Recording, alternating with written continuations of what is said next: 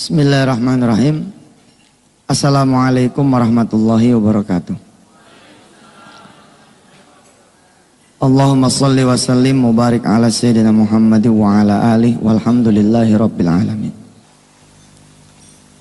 Tidak ada kesusahan di muka bumi ini kecuali kita yang mengundangnya datang. Manusia di muka bumi ini ada dua tipe. Yang pertama la ya'lamun, mereka yang tidak mengetahuinya bahwa sesungguhnya dia lagi sakit. Yang kedua la yash'urun, dia nggak sadar. Masuk yang mana kita? Masuk yang tidak tahu atau yang tidak sadar? Mudah-mudahan ada golongan lain yang Allah dan Rasulnya menyebut sebagai golongan orang yang senantiasa mengingat Allah dan mau bertobat kepadanya.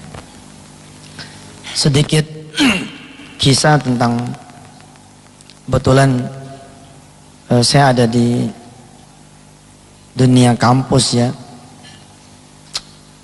10 dosa besar ini memang sekarang nih jadi penyakit buat kita semua. Dulu pernah saya keliling ke tanah air. Zaman dulu saya kelilingnya bukan tentang sedekah, tapi tentang pertaubatan. Mungkin dipengaruhi oleh saat itu memang saya sedang mencari Tuhan, sedang mencari Allah, lagi sensitif terhadap dosa-dosa barangkali. Dulu keliling tuh menyapa Indonesia dari satu kota ke kota lain, bicara tentang penyakit-penyakit manusia. Dan saya masuknya sama seperti saya masuk di dunia sedekah, saya masuk juga dari dunia masalah dan dunia hajat. Kita pasang iklan di koran-koran, di media-media bahwa kalau ada hutang yang tidak terbayar, ada penyakit yang tidak sembuh, ada rumah tangga yang belum hadir anak keturunan, ada seseorang yang jauh dari jodohnya, ada seorang yang kerja tapi nggak ada gajinya, ada orang yang usaha tapi nggak ada untungnya. Coba deh, saya bilang saya lagi buka praktek nih gitu. Zaman dulu memang judulnya praktek begitu, namanya majelis konseling. Nggak apa-apa lah kita menyodok di tengah paranormal, di tengah kehadiran dukun-dukun saat itu ya. Kalau sekarang sih sudah agak berkurang ya iklan-iklan gitu. Zaman dulu marak sekali. Datang nih satu dua orang gitu. Ustadz, saya punya begini, saya punya begitu. Lah saya dulu punya kertas isian 10 dosa besar. Jadi sebelum bicara tentang penyakit atau tentang masalah yang dihadapi, terlebih dahulu saya sodorin. Jadi seperti dokter, saya suruh ngisi orang itu dengan jujur. Tolong Bu, tolong Pak, dari 10 kategori dosa besar, yang mana yang kira-kira sudah dilanggar. Nanti kita konsentrasi di sana. Mengingat orang-orang yang datangnya banyak. Jadi saya pakai alat bantu. Saya menyebutnya balance scorecard di urusan 10 dosa besar. Kita pakai skor nih, yang mana nih? Ada orang-orang tertentu yang nggak bisa nulis. Dia diem aja nggak bisa nulis.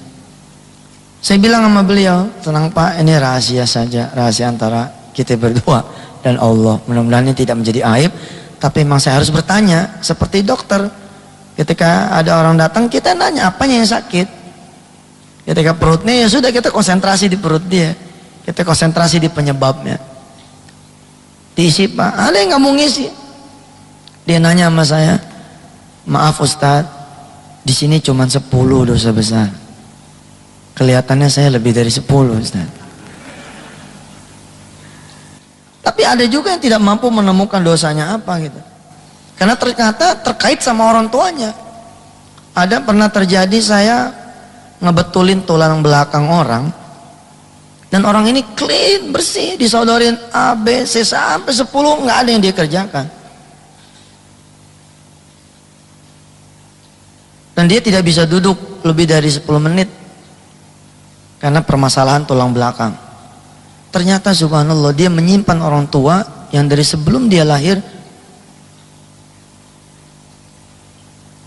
sebagai seorang rentenir.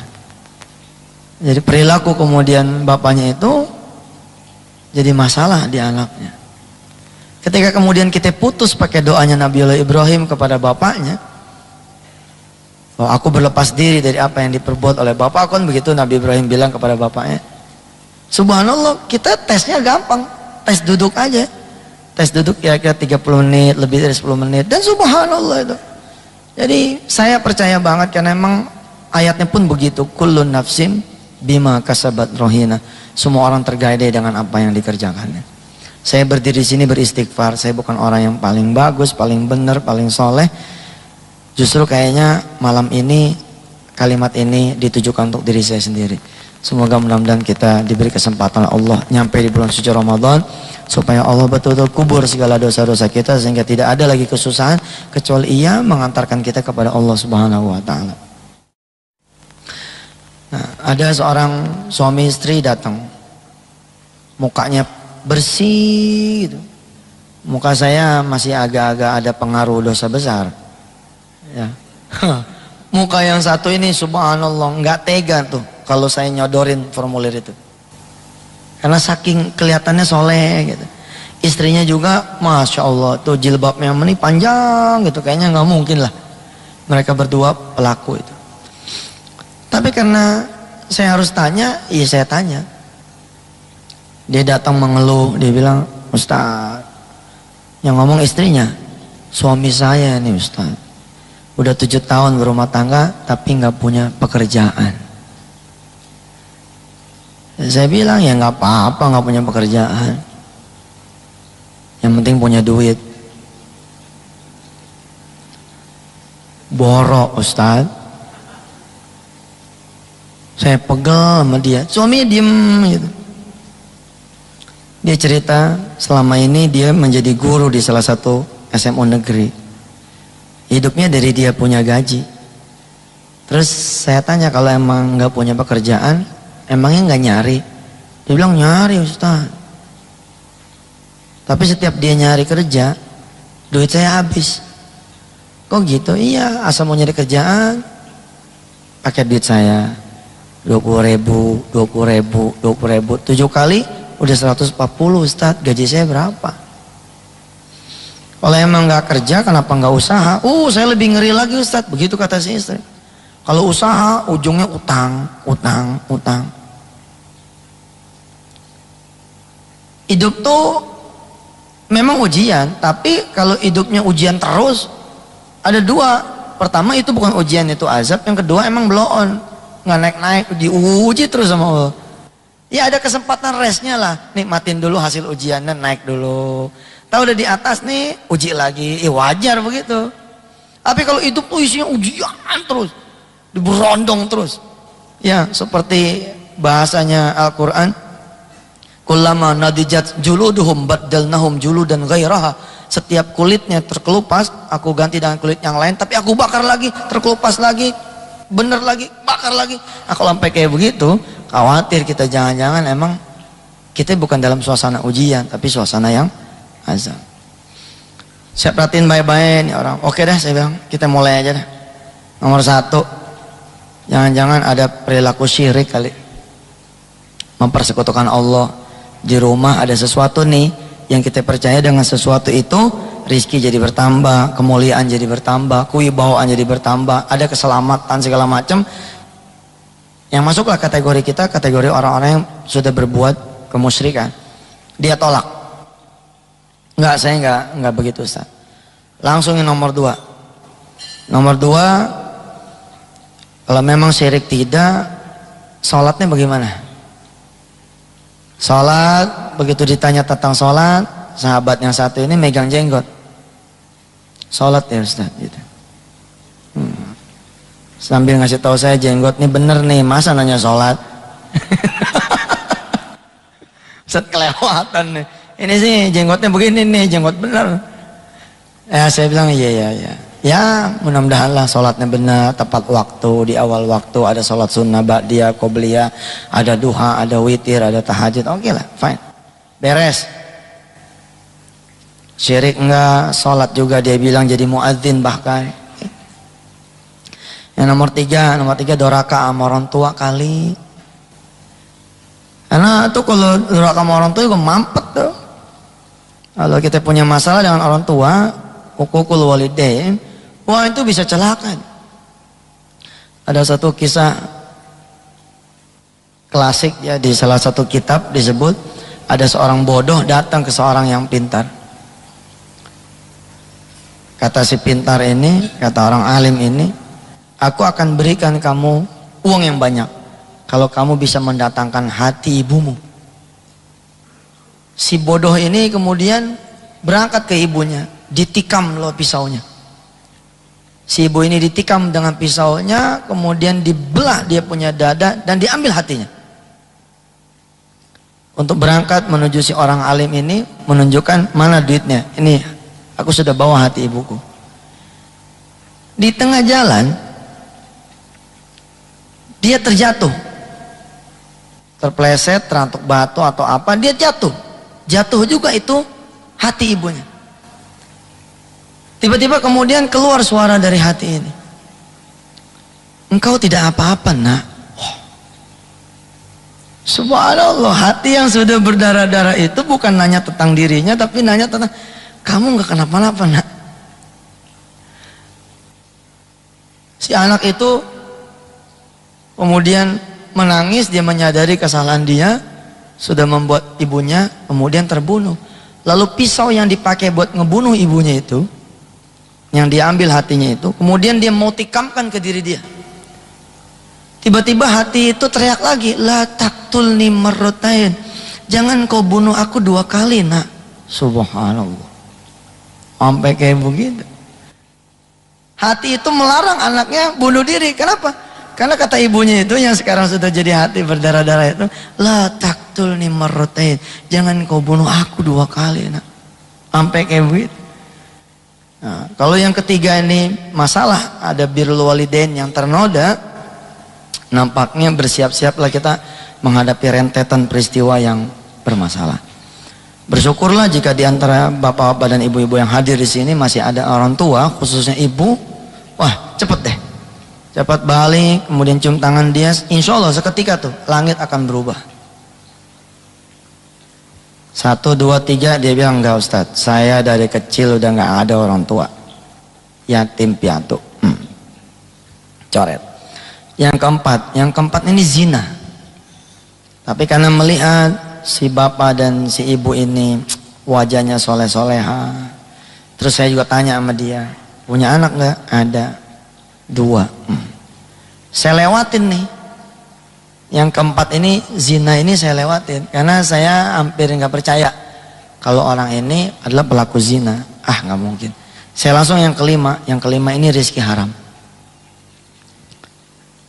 Barangkali masih ada yang senang sama rezeki haram, ya saatnya lah untuk membersihkan diri. Insya Allah, Allah sayang sama orang-orang yang nggak pernah berbuat salah, tapi Allah juga sayang sama orang-orang yang berbuat salah dan mau berbuat baik. Di rezeki haram ini juga masalah. Di matematika sedekah, kita mengenal ya, di matematika sedekah 10 dikurang 1 bukan 9. Ya, ini kan udah biasa nih. Kelihatannya muka-mukanya muka-muka biasa semua nih. Muka paham deh. 10 dikurang 1 bukan 9. Tapi berapa? Dalam matematika sedekah, bukan matematika manusia. Kalau matematika manusia berhenti sampai di sini. Tapi kalau matematika Allah, ada perhitungan lanjutan. It's not the end balance. Ini baru temporary balance nih. 1 ini dikali 10. Di sininya 10. Matematika sedekah tidak mengenal pengurangan, yang ada hanya pertambahan. Kalimatnya bukan tinggal berapa, tapi jadi berapa. 10 dikurang 1 jadi berapa, bukan tinggal berapa. Kalau tinggal berapa, tinggal 9. Oh, ntar dulu, nambah kok. Jadi berapa? Jadi 19. Kenapa pintu ini Allah suburkan? Wa yurbis sadaqat. Allah suburkan itu sedekah. Kenapa? Karena pintu yang haram Allah tutup betul. Karena matematikanya juga nggak beres. Di urusan duit haram ada matematika juga yang terbalik. Coba 5 ditambah 3 berapa? 8. Yakin saudara bahwa 5 ditambah 3 akan selalu 8?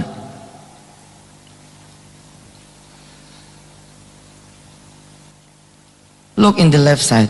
Lihat di sisi yang kiri ini. Ternyata 10 dikurang 1 enggak selalu 9. Berarti 5 ditambah 3 enggak selalu 8. Bisa berapa? Bisa min 2 loh. Kok bisa min 2 Ustaz? Iya, dia punya gaji 3 juta, ngembatnya 5 juta.